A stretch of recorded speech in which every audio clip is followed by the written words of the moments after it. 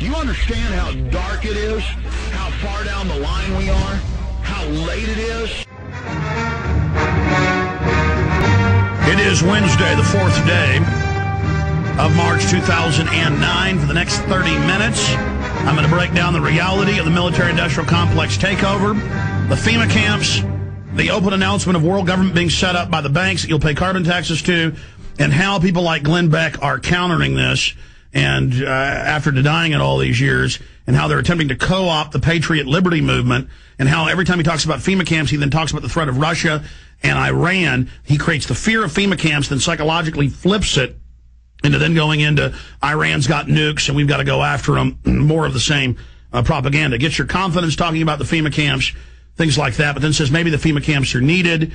And then we're also going to integrate that with some of his attacks on Ron Paul, 9/11 truthers, and others, saying that we should have the military sicked on us. And the reason I'm getting into this is because this is a psyop by Fox News. This is Fox News, the big purveyors of propaganda.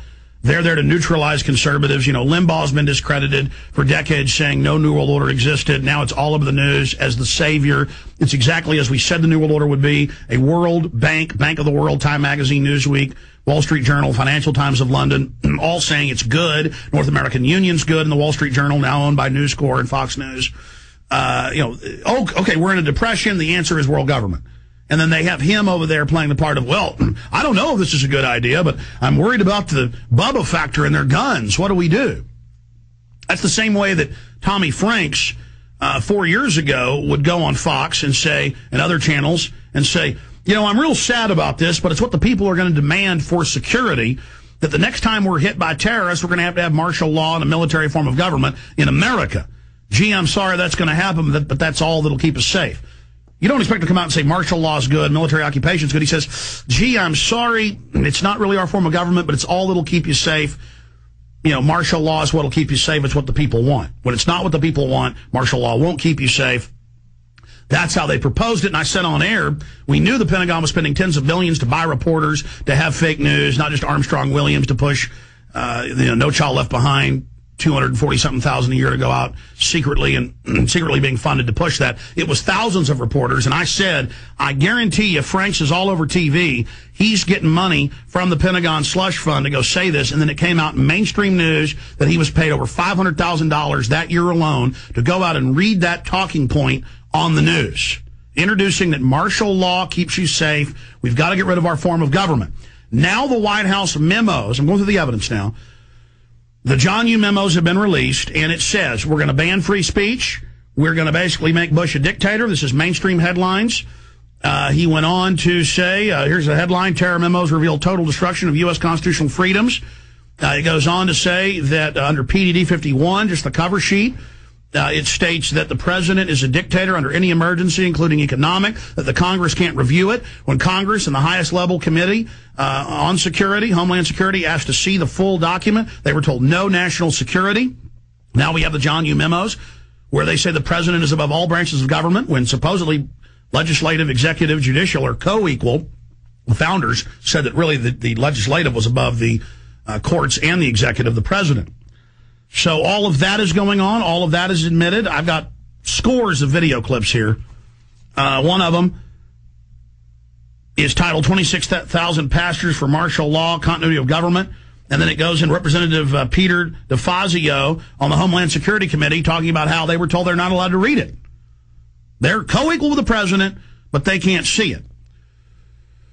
And then we have other newscast, years after we told you about the clergy response teams, how they had secretly hired 26,000 preachers. We got the secret FEMA documents to tell their flock to take implantable, injections, go to FEMA camps, have their families broken up.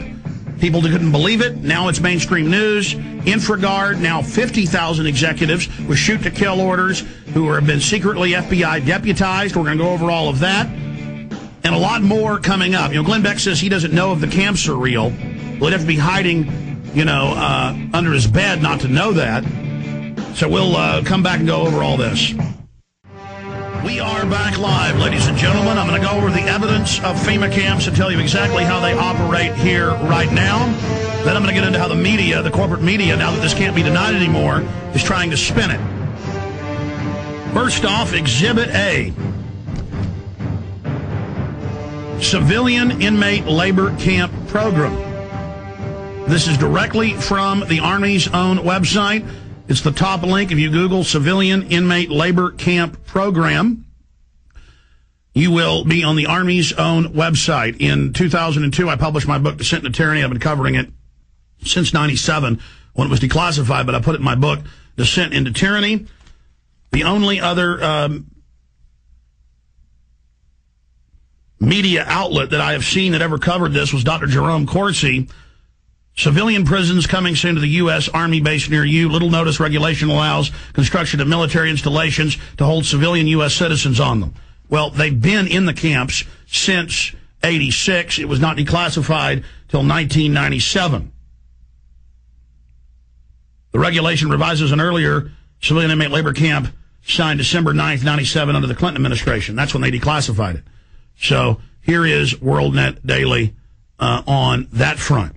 So it is Army Regulation 210-35. Army Regulation 210-35. Now, in 1986, under Rex 84, they opened 12 secret Army camps to test if they could keep them secret while they held federal. Now they hold state prisoners as well. Federal prisoners would then be given a few years off their sentence if they agreed to not tell family about it and to go to the labor camps. It is a labor camp, and under the revised military rules, it allows any U.S. citizens to be put in it under forced labor. Now, this is only about, it's exactly 30 pages long. I suggest you Google, even if you're listening on AM and FM, shortwave satellite right now, just write notes. Civilian Inmate Labor Camp Program. Even if you don't have a computer, go to the library. This is important. Write notes. Go check all of this out for yourself, okay? Now, that dovetails with the Houston Chronicle and other publications that reported first in January 7th in the Houston Chronicle 2006 that emergency FEMA camps were being built by a division of Halliburton, Kellogg, Brown, and Root. Write that note, Google it.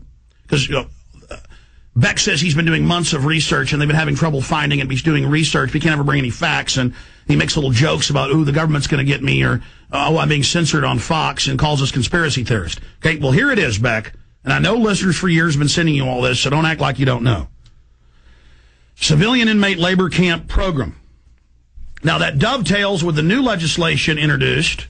The camps are already built, kind of like they already had the warrantless wiretapping for years, and when they got caught, they retroactively went and legalized it. The bill at these threat fusion centers, FEMA emergency centers in every county and city in the country, they're moving the National Guard in, paying for free space for the police, fire department, emergency management, under federal control.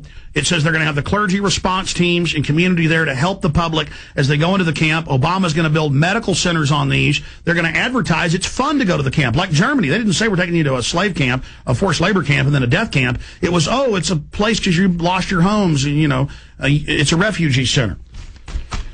And they'll have little newscasts with rock bands there at night playing, and then, you know, weekly movie they'll have at the camps. This is how it's been done. The Russians would do this in Eastern Europe when they take over. It is the National Emergency Centers Act, H.R. 645. National Emergency Centers Act, H.R. 645. New legislation authorizes FEMA camps in the U.S. Okay? There's the bill number.